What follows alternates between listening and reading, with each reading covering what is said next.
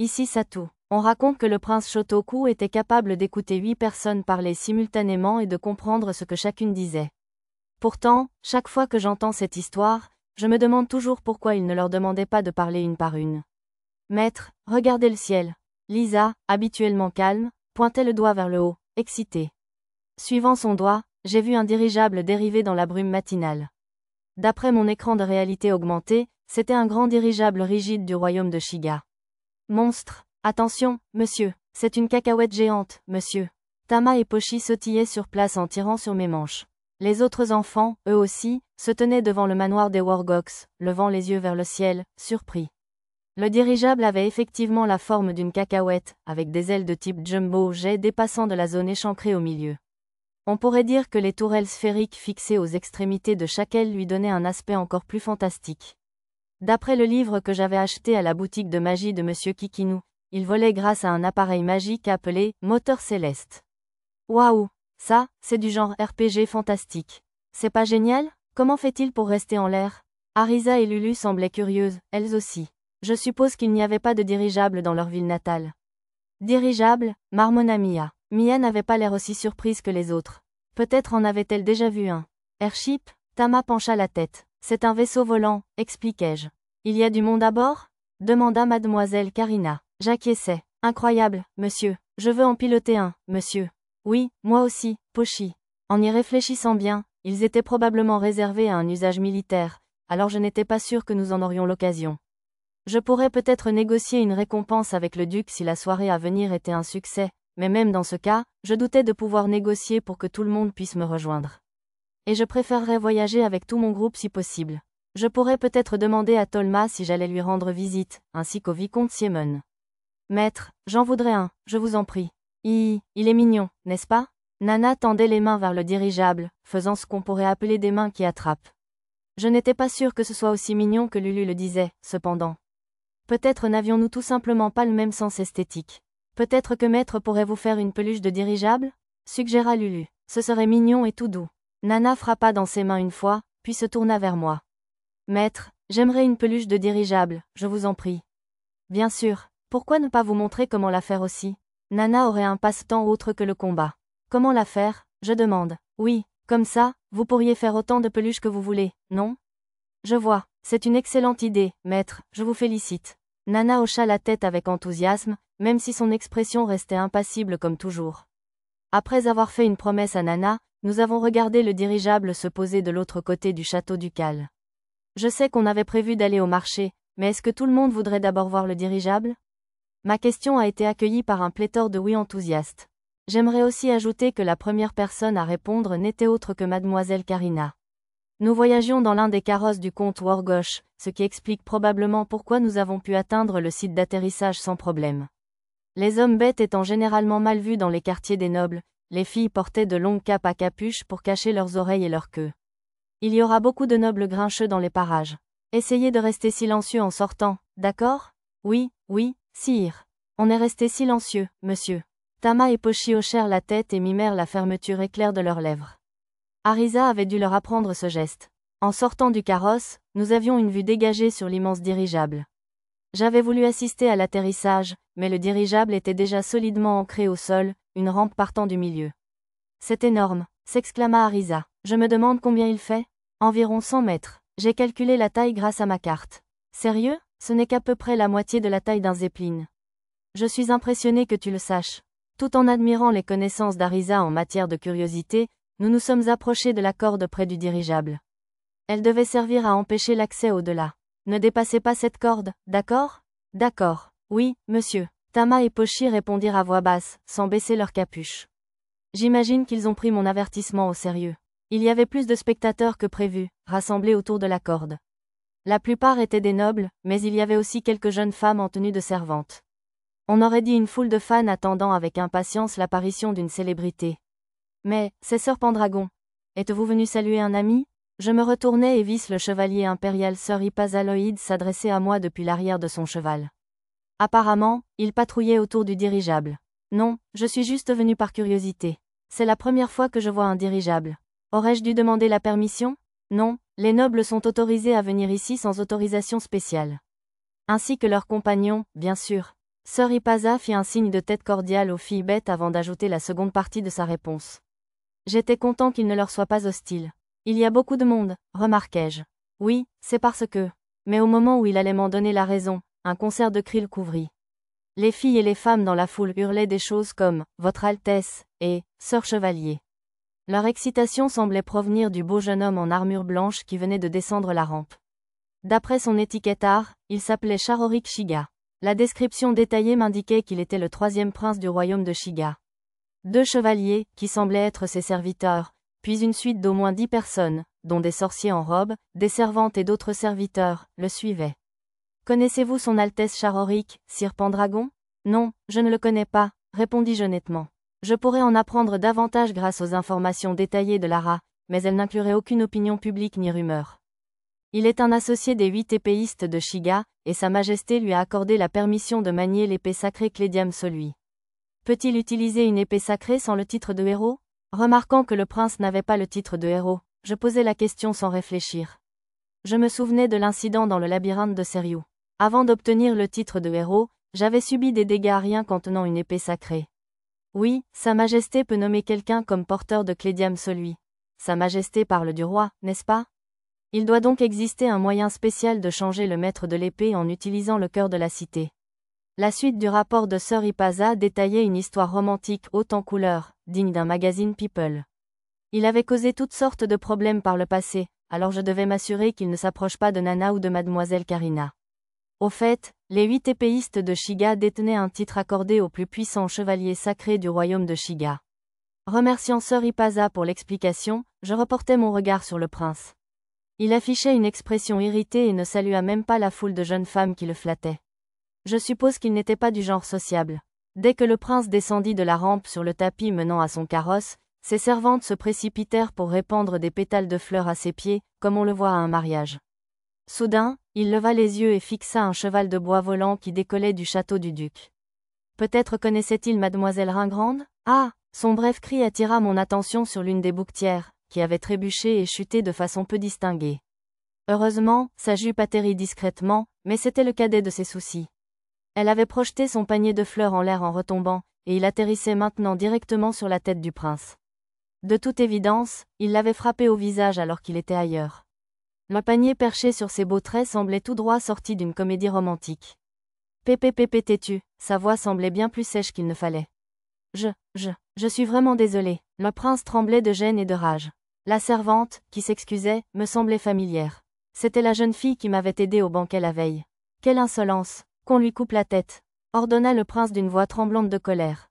Hein? Sérieusement? Le féodalisme est terrifiant. Stupéfait par cette soudaine évolution, je sortis néanmoins une pièce de 1 penny de la réserve, avec l'intention d'intervenir furtivement. Oui, monsieur. Désolé, mademoiselle, je dois obéir aux ordres de son Altesse. Avec un sourire sadique, le jeune chevalier qui servait le prince leva son épée. Je courbais les bords de la pièce pour la faire onduler dans les airs, attendant le moment opportun. Ainsi, j'aurais dû pouvoir empêcher l'acte brutal du garçon sans révéler mon identité. Cependant, la pièce pliée ne servit à rien.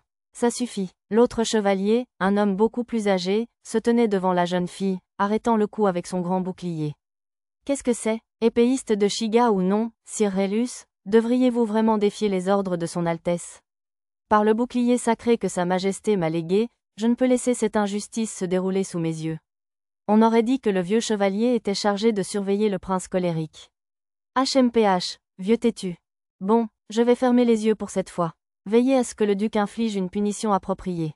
Le prince, Mossad, lança sèchement le vieux chevalier et le majordome qui déboulèrent du carrosse. TCH. Et moi qui étais tout excité à l'idée de tuer une fille, grommela le jeune chevalier en suivant le prince. Quel duo dangereux, je devrais les éviter tous les deux pour me rendre au château du duc. Heureusement que Sœur Rélus est montée à bord. Sœur Ipaza revint de l'autre côté de la corde. Il était vraisemblable qu'il s'était lui aussi précipité pour sauver la servante. Le comportement du prince me donnait envie d'oublier les sociétés féodales, mais au moins il y avait des nobles comme le vieux chevalier et Sœur Ipaza. Je suppose que je ne devrais pas faire de généralisation aussi hâtive. Après notre visite du dirigeable, nous sommes remontés en calèche pour visiter l'ancienne place du marché de la capitale, qui s'étendait de la plus grande porte au port. Nous sommes descendus de la voiture sur un parking près du portail et avons continué à pied. C'est bondé, les yeux de Mia s'écarquillèrent. Oui, ça doit être à cause du tournoi. C'est un vrai melting pot de gens de toutes sortes. Arisa a livré ses impressions, beaucoup moins surprise. Il y avait des humains à la peau sombre, que je n'avais jamais vus dans ce monde, des humains aux traits asiatiques, et toutes sortes d'hommes bêtes. Bien sûr, j'ai aussi remarqué beaucoup de personnes aux traits Shigan, ainsi que des gens d'autres royaumes, certains vêtus de sari ou de tenues nomades. Contrairement au paisible quartier des nobles, le quartier du port était bondé, même selon les standards du Japon moderne. De plus, une étrange effervescence emplissait l'air, comme l'animation d'un marché d'Asie du Sud-Est. Emporté par l'ambiance, le reste de notre groupe était encore plus joyeux que d'habitude. De la merde fondante? C'est bon, monsieur? Pochi, tu penses toujours à la nourriture. Lulu ricana en les regardant. Regardez ça. Ah, je n'ai jamais vu ça ici. Arisa me tira par la manche pour me montrer une table en particulier, garnie d'une incroyable variété d'articles. Le grand fleuve devait favoriser le commerce. C'est un peu acide, mais c'est quand même bon. Oh, je sais, on les mangera avec du sucre et du lait concentré à notre retour. La source de l'excitation d'Arisa était un lot de fraises fraîches. Elle a toujours un faible pour les classiques. Miam? Mia manifesta également son intérêt. Du lait condamné? Je suis sûre que le sucre le rendra sucré et délicieux, monsieur. Tama pencha la tête avec curiosité, tandis que Pochi hochait la tête avec une confiance infondée. D'accord, j'en ferai à notre retour. Hurrah, les plus jeunes étaient fous de joie devant ma promesse téméraire. Mélanger le lait et le sucre serait un peu compliqué, mais j'avais un sort de magie de l'eau pour fouetter la crème et tout ça, donc ça devrait aller. Après avoir dépassé le rayon des fruits et légumes frais, nous sommes arrivés dans un rayon rempli de conserves. Bien sûr, j'avais déjà rangé nos provisions dans le sac de rangement. Reconnaissant l'objet magique, quelques voleurs tentèrent de s'en emparer, mais les filles bêtes et les servantes de mademoiselle Karina les abattirent sans difficulté. Oh, des raisins secs, hein? Ce serait délicieux dans un soufflé au fromage. Et même, des figues sèches. De toute évidence, les fruits secs étaient un dessert populaire pour les gens ordinaires. Cela semblait cher, cependant, la possibilité d'en manger fréquemment dépendait probablement de la situation financière de chacun. Nous avons fait le plein de poissons et de viande fumée, ainsi que de bonites séchées et de crustacés que j'ai pu trouver. Tout le monde était ravi en quittant ce coin, puis nous sommes arrivés dans un rayon rempli d'articles de première nécessité et de mode. Ils ont du rouge à lèvres et du fard à joues. Tu es trop jeune pour ça, Arisa. Ce rouge à lèvres pourrait aller à Nana ou à Dame Karina, tu ne crois pas? Maître, veuillez l'appliquer, je vous prie. Je suppose que ça ne me dérangerait pas que vous m'en mettiez aussi. Mademoiselle Karina a fait de son mieux pour profiter de la supplication de Nana. Malheureusement, contrairement au Japon moderne, il n'y avait pas d'échantillon à tester, j'ai donc dû l'acheter avant de pouvoir l'essayer. J'ai quand même pu voir Mademoiselle Karina fermer les yeux et pincer les lèvres d'un air penaud. J'avais l'impression d'avoir fait une bonne affaire. Maître, pourrions-nous acheter ce savon et une pierre ponce? Bien sûr. Et ce sachet aussi? Il sent bon et doux. Voulez-vous que je vous en offre un? Voyant Lisa choisir discrètement des objets du quotidien, j'ai eu envie de lui faire plaisir aussi. Mais monsieur, acheter quelque chose d'aussi cher pour une simple esclave serait. Elle a commencé à refuser, mais plus lentement que d'habitude. L'odeur du sachet semblait lui plaire. Vous prenez toujours si bien soin de tout le monde, Lisa. Vous méritez d'être récompensée de temps en temps. Après quelques tentatives de persuasion, Lisa a docilement accepté le sachet. Alors que je faisais mes courses avec tout le monde, une conversation inquiétante me parvint soudain aux oreilles. Tu dis que tu vas l'assassiner, mais comment vas-tu vaincre le prince épéiste sacré et l'un des 8 épéistes de Shiga? Quoi, tu crois que je vais les affronter de front? Ouais, d'accord, j'utiliserai du poison. Du poison d'hydre ferait certainement l'affaire, mais ce n'est pas facile d'en trouver ici. C'était formidable que ma compétence, oui aiguë, ait détecté un complot d'assassinat, mais je n'arrivais pas à distinguer d'où cela venait dans la foule. J'écoutais plus attentivement, essayant d'en identifier la source. Mais cette fois, j'entendis une voix différente. J'ai passé un marché avec cette guilde criminelle. Ils vont semer le trouble pendant qu'on s'infiltre dans le donjon du duc pour sauver nos frères. On va être promus, c'est sûr. Encore un complot sinistre. Il y avait donc plusieurs groupes de criminels dans les parages. Les premiers étaient membres d'une guilde criminelle, tandis que les seconds semblaient être des survivants des ailes de la liberté. J'ai vérifié sur la carte, mais il y avait tellement de membres de la guilde sans foi ni loi que je n'ai pas su distinguer qui parlait. La conversation avait également cessé, alors je n'avais pas de chance. D'un autre côté, j'ai trouvé assez vite la lie des ailes de la liberté. Il s'est avéré qu'ils étaient déjà en difficulté, le duo intrigant était complètement encerclé par les anciens gardes de la capitale. Je ne semblais pas avoir besoin de moi cette fois. Cet endroit avait d'assez bons gardes, à ce que je pouvais voir. Maître, ils vendent quelque chose d'inhabituel. Quand Lulu m'a interpellé, j'ai arrêté ma recherche sur la carte pour l'instant et j'ai regardé où elle me montrait du doigt. C'est de la gelée de viande?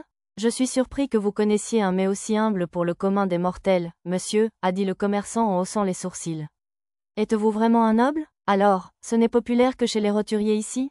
Mais c'est tellement bon. Je le suis, même si c'est un nouveau venu, ai-je répondu avec un sourire. J'en ai commandé suffisamment pour que tout le monde puisse y goûter. La texture onctueuse du bouillon gélifié a fait un tabac auprès des enfants. Avec de meilleurs ingrédients et une meilleure présentation, il pourrait aussi plaire aux nobles. Pendant que je réfléchissais, les plus jeunes s'étaient déjà attaqués à une nouvelle cible. Ça sent bon, monsieur. Oh, je reconnaîtrais cette odeur n'importe où. On cuisine de la sauce soja. Arisa scruta les alentours avec impatience. Ça y est, calamar teriyaki, soldat Pochi, soldat Tama, arrêtez les suspects immédiatement. Arrêtez, vous êtes en état d'arrestation, monsieur. Tama, Pochi et Arisa coururent vers le stand. Mia les suivit, attirée par leur enthousiasme, mais elle ne pourrait probablement pas le manger. Lisa et Lulu suivirent les plus jeunes d'un pas plus calme. Ça sent vraiment bon. J'ai décidé de mettre mes pensées de côté pour profiter tranquillement de notre visite de la vieille capitale. Maître, Nana me tira par le bras. Elle me tira dans la direction opposée aux autres, où elle avait trouvé autre chose qui attirait son attention. Maître, Lisa remarqua immédiatement mon absence. Surveillez les enfants, s'il vous plaît. On revient dans 1 minute. Avec ma carte, il ne nous faudrait pas longtemps pour nous retrouver. De plus, Nana pressait mon bras contre sa poitrine d'une manière vraiment agréable.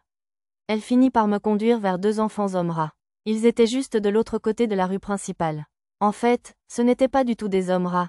La façon dont leur tête bougeait en marchant et la douceur de leur peau disaient le contraire. Mon écran de réalité augmentée révéla qu'il s'agissait de sœurs hommes phoques. Le mouvement de ces larves n'est pas logique. Il est inefficace, et pourtant je ne peux pas détourner le regard, je vous le signale. C'étaient donc les enfants que Nana voulait voir. Leur démarche inhabituelle était vraiment mignonne. Après avoir observé un moment, nous nous sommes retournés pour rejoindre les autres. Mon bras était très content, mais je ne voulais pas inquiéter tout le monde en restant absent trop longtemps. À ce moment précis, un cri unique mit fin brutalement à la tranquillité. Cheval en fuite, dégage. Non loin de là, j'entendis des cris, des hennissements et le bruit des gens et des objets qui se renversaient sans discernement. Comme nous venions de regagner la rue principale, je portais Nana sur le bord de la route. Maître, les larves sont en danger, je le déclare. La voix monotone de Nana exprimait une rare détresse. En regardant la foule, je vis les 2 enfants phoques accroupis sous leurs pieds, terrorisés. Un instant plus tard, un imposant homme tigre trébucha accidentellement sur eux et les projeta en l'air. Larve, s'écria Nana. Avant même que je m'en aperçoive, elle avait bondi de mes bras.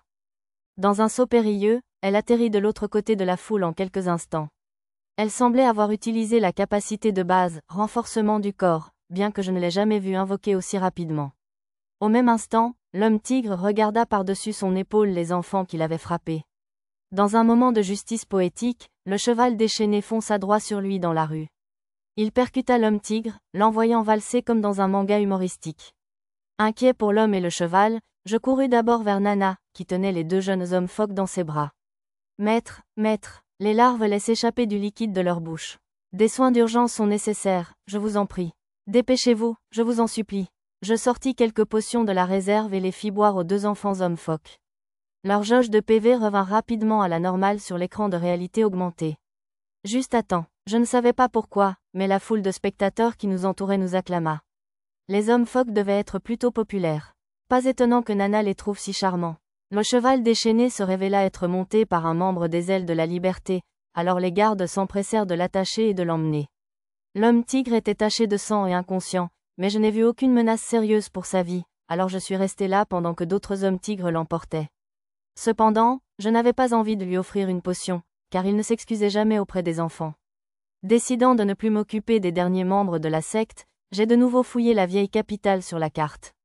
Hormis ceux qui venaient d'être arrêtés, les seuls membres restants étaient tous emprisonnés, soit en prison, soit au château du duc. Élargissant un peu le périmètre de mes recherches, j'ai trouvé plusieurs autres membres à bord d'un bateau entrant dans le port. Je pouvais difficilement laisser ces dangereux terroristes tranquilles, mais les arrêter moi-même serait pénible, enfin, hors de mon autorité. Mieux valait laisser ces choses aux professionnels. J'ai un message de Sa Grâce le Duc. Quoi? Où êtes-vous? Je me suis glissé dans une ruelle et, utilisant ma technique de ventriloquie, j'ai murmuré quelque chose au capitaine de la garde qui se tenait dans la rue principale. Je pensais que c'était plus que de la ventriloquie, mais je n'allais pas regarder un cheval offert dans les yeux. Il y a des survivants des ailes de la liberté à bord d'un navire entrant dans le port, l'OSS Liberation. Vous devez attaquer le navire et les capturer. Le capitaine semblait plus dubitatif que convaincu, alors j'ai ajouté, vous devez agir vite. Sur ce, il a semblé décider qu'il valait mieux ne pas l'ignorer et a rassemblé quelques hommes pour se diriger vers le port. Puisque les gardes ici avaient une certaine habileté, je me suis dit que je pouvais leur laisser le reste. Miam, en retournant auprès de Nana, j'ai trouvé les jeunes hommes phoques léchant encore l'intérieur des fioles de potions. Ils ont dû apprécier le sucre que j'avais ajouté. En les observant, je me suis souvenu de la petite Iné, l'apprentie sorcière que j'avais rencontrée dans le comté de Kuanu. Elle étudiait sans doute encore sous la direction de la vieille sorcière. Maître, je propose que nous adoptions ces enfants. Nana a soulevé les deux jeunes hommes phoques d'un air suppliant. Les sœurs ne protestèrent pas, toujours absorbées à lécher les dernières gouttes de leur fiole. Non, maître, veuillez reconsidérer votre décision. Désolé, Nana. Nana s'approcha d'un air suppliant, mais je ne pouvais pas céder cette fois. Bientôt, le tintement lointain des cloches fit paniquer les enfants dans ses bras. Bien sûr, je lui demandai de les laisser partir. Elle hésita un peu, mais voyant leur agitation, elle céda et les déposa. Pour une raison inconnue, les deux se dirigeaient vers le reste de notre groupe, alors nous avons fini par les suivre. Les enfants hommes phoques nous conduisirent sur une place bordée de 7 temples, où prêtres et bénévoles nourrissaient les affamés. C'était formidable, mais, en rang, veuillez vous mettre en rang, monsieur. Couper est interdit, monsieur. Pour une raison inconnue, Tama et Pochi surveillaient la file. Mia était là aussi, sans les aider, mais jouant de la flûte à feuilles tout en observant la foule avec curiosité. Visiblement, elle n'était pas habituée à voir des files comme celle-ci. La file se termine ici. Veuillez préparer vos bols et vous aligner en 3 colonnes. Vous là-bas, ne vous battez pas, ou on vous envoie au fond. Lisa et Arisa étaient chargés du bout de la file. Les enfants phoques se joignirent à la foule selon leurs instructions. Nana s'avança pour se ranger avec eux, et je posai légèrement la main sur son épaule pour l'arrêter. Oh, maître, vous voilà. Que faisiez-vous avec Nana? Elle voulait protéger ses enfants. J'expliquai brièvement à Arisa l'histoire du cheval emballé. C'est vrai, je croyais que vous étiez partis vous amuser ensemble quelque part. Même si c'était vrai, j'étais sûre que Mia nous aurait trouvés tout de suite. La dernière fois que je lui avais demandé comment elle avait pu me retrouver, elle avait simplement répondu « Les esprits, alors peut-être l'ont-ils aidé à me retrouver, ou quelque chose comme ça. » Ça m'a semblé être le genre de choses qu'un elfe ferait dans un monde fantastique. Alors, comment vous êtes-vous retrouvés à aider à la soupe populaire? C'est arrivé comme ça, je suppose? Une bande d'hommes bêtes se faufilait dans la file et semait le chaos, alors Pochi les a réprimandés. Quand ils ont essayé de l'attaquer, Lisa et les autres ont dû les calmer. Et puis, on s'est porté volontaire pour aider à la gestion de la foule. Je vois, j'imaginais tout ça. Tant mieux, j'imagine. Alors pourquoi Lulu est-elle à la table? Il y avait une dame âgée qui servait, mais elle s'est blessée pendant que ces imbéciles semaient le trouble. Mia a pu soigner les blessures de la vieille femme, mais elle était encore sous le choc de la violence, alors elle a fini par rentrer chez elle. Du coup, ils étaient à court de personnel, et Lulu a proposé son aide. Il ne reste qu'1 heure environ. Ça vous dérange si on reste pour aider? Je détesterais les laisser tomber en cours de route. Bien sûr, interagir avec les habitants était une partie importante de la visite. D'ailleurs, j'ai vu une connaissance à côté de Lulu. J'aurais voulu amener Nana pour les aider aussi, mais elle refusait de quitter les enfants phoques, alors je l'ai laissé faire. Maître, Lulu me remarqua et sourit d'un air radieux, un bandana noué autour de ses cheveux noirs. Si elle avait eu une queue comme celle de Pochi, je vous garantis qu'elle aurait remué comme une folle. Satou, puis, surgissant de derrière Lulu, vêtue d'une tenue blanche immaculée de Miko, Sarah me sourit à son tour. J'avais du mal à croire que la veille encore, elle était alitée avec le statut, faible, léger. Ça doit être agréable d'être si jeune. Contente de vous revoir, dame Sarah. Je parvins à me reprendre juste avant d'ajouter. Comment vous sentez-vous? Alors, on se retrouve. La voix de Sarah était pleine d'émotion, et son regard croisa le mien et refusa de me quitter. Comme une jeune fille amoureuse. Eh bien, je vous l'avais promis au château de Gururian City. Bien sûr, emporté par l'instant, je parlais avec plus de charme que prévu. Je soupçonne que c'était la cause de l'étrange silence qui planait dans l'air. La conversation fut interrompue par de petits grognements d'Arisa et Mia, qui s'étaient approchés sans que je les remarque. Désolée, Sarah, mais on dirait que l'ambiance romantique s'arrête là. J'ai donné une tape sur la tête des deux jeunes filles pour relancer la conversation. Au fait, vous êtes venus en urgence du temple, n'est-ce pas? Le problème est déjà résolu? Oh oui, c'était une fausse alerte, on dirait. Une fausse alerte? En effet. Sarah se mordit la lèvre et acquiesça. Les hommes qui avaient comploté pour ressusciter le seigneur démon en sacrifiant Sarah avaient dû envoyer l'invocation. Me remémorant cela, j'essayais de détendre l'atmosphère par une conversation amicale. Soudain, je sentis des regards rivés sur moi par derrière, alors je me retournai. Mademoiselle Karina m'observait attentivement, mais derrière elle, j'aperçus un groupe de chevaliers du temple à l'ombre d'un bosquet près du stand de nourriture. Ils devaient veiller sur Mademoiselle Sarah. Parmi eux, je remarquai le jeune homme et la jeune femme que j'avais rencontrés à la baronnie de Munot. Sir Keon Bobino était introuvable, ce qui n'était guère surprenant compte tenu de la situation actuelle de sa famille. Fraîchement rétablie après avoir perdu la vie lors d'une cérémonie sacrificielle visant à invoquer un seigneur démon, Sarah bénéficiait naturellement d'une sécurité renforcée. Outre les chevaliers du temple, plusieurs chevaliers impériaux déguisés en citoyens rôdaient dans les environs. Je me suis demandé pourquoi ils n'étaient pas intervenus plus tôt lorsque mes enfants ont dû mettre fin au vacarme, mais c'était probablement parce que Sarah elle-même n'était pas en danger, ou parce que les filles bêtes se déplaçaient tout simplement plus vite. oceanofpdf.com, Madame Sarah, les gens attendent. Oh non, je suis désolée. Excusez-moi de vous interrompre. Je vais aider à la cuisine pendant que vous retournez servir, si vous le voulez bien. Je me sentais mal d'avoir fait attendre les gens, alors j'ai décidé de m'écarter. Voir Sarah et Lulu distribuer la nourriture ensemble était un vrai plaisir pour les yeux. Je me sentais comme un membre du personnel surveillant la rencontre d'un duo d'idoles. La nourriture qu'ils distribuaient ressemblait à une soupe aux algues avec des raviolis. À ma connaissance, il n'y avait pas assez de mains pour les préparer. J'ai proposé mon aide. Voilà, laissez-moi vous aider. Non, ça va, sire, je ne pouvais pas laisser un noble nous aider, sire. L'une des dames âgées qui cuisinait a poliment refusé. Sa façon de s'adresser à moi était un peu étrange. Tout va bien, ce chevalier est un homme sympathique. Chez lui, il préparait même des bonbons pour les enfants de la ville. Eh bien, si vous le dites, Pina. Pina, la servante de mademoiselle Karina, a eu la gentillesse de se porter garante pour moi tout en aidant à la cuisine. L'autre servante, Erina, observait le travail depuis son stand. À un moment, Mia est venue s'asseoir avec elle, jouant toujours de sa flûte à feuilles. Après un bref échange de salutations, j'ai commencé à aider les autres cuisiniers. Veuillez porter ceci, jeune maître. Une jeune femme m'a offert un tablier, en me disant qu'il serait dommage que mes vêtements se salissent. Sa tâche de moudre de la pâte de poisson semblait la plus difficile, alors je l'ai remplacée. Lassée de traîner, Mia est venue observer ce que je faisais.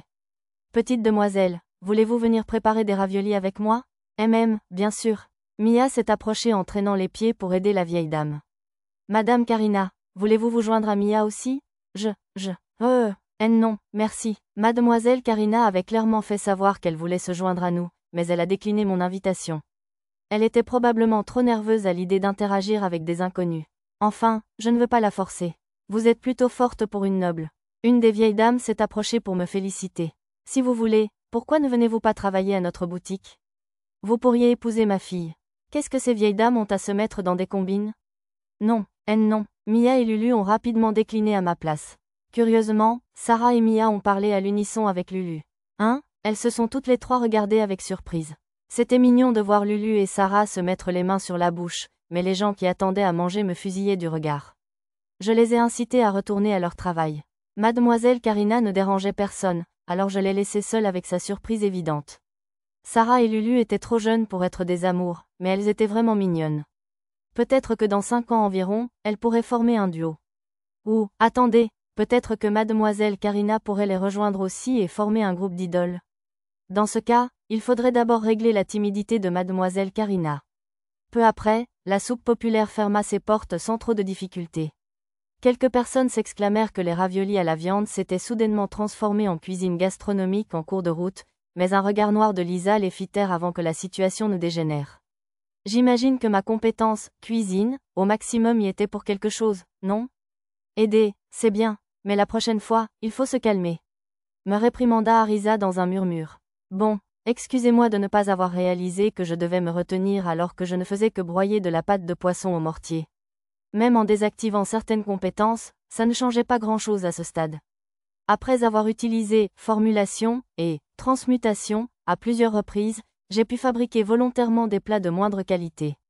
Avec suffisamment d'expérience en cuisine, il en serait peut-être de même. Je ne veux pas faire exprès de préparer des plats immondes. Tant qu'à cuisiner, autant que ce soit bon.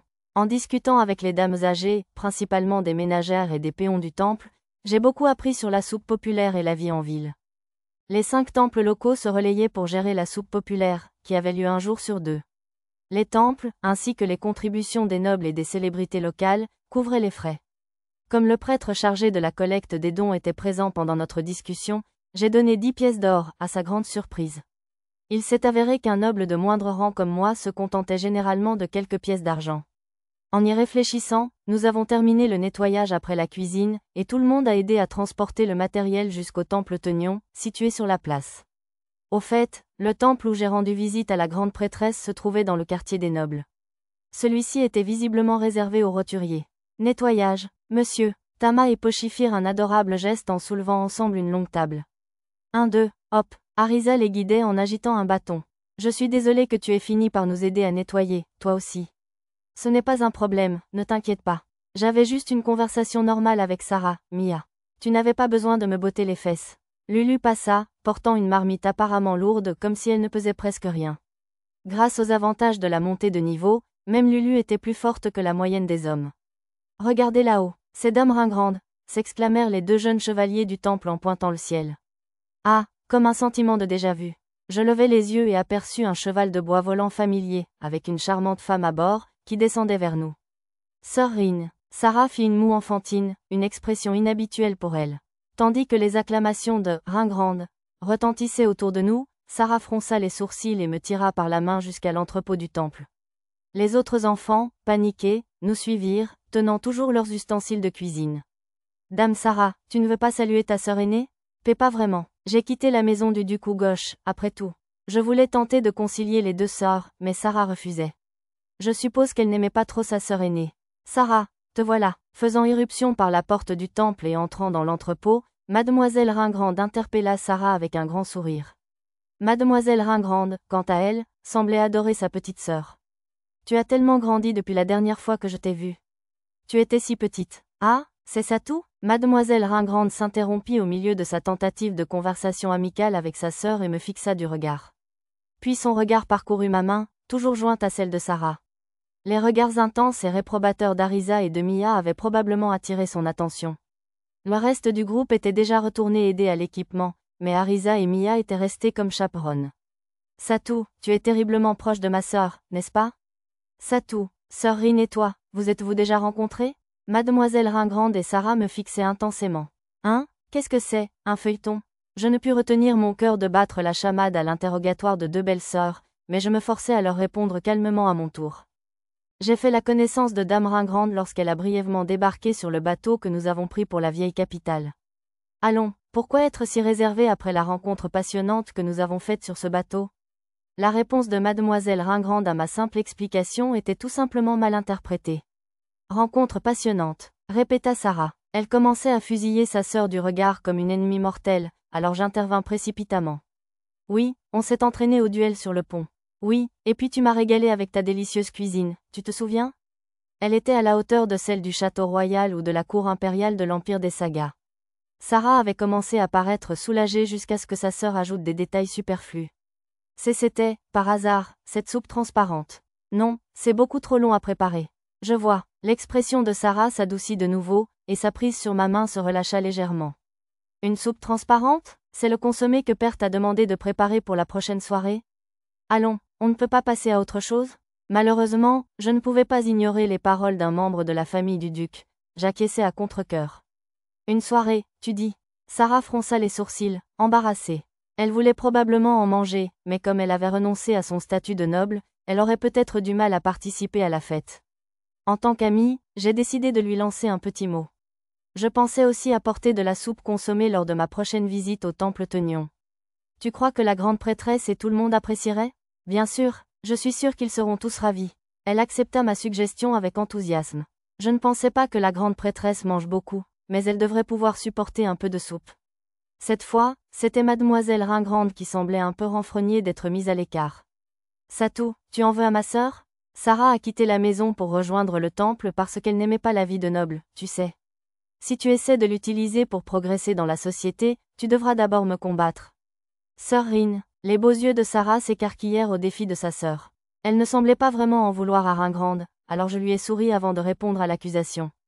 Dame Ringrande, ne vous inquiétez pas. Je considère Dame Sarah comme une amie chère, mais je n'aurai jamais de telle ambition.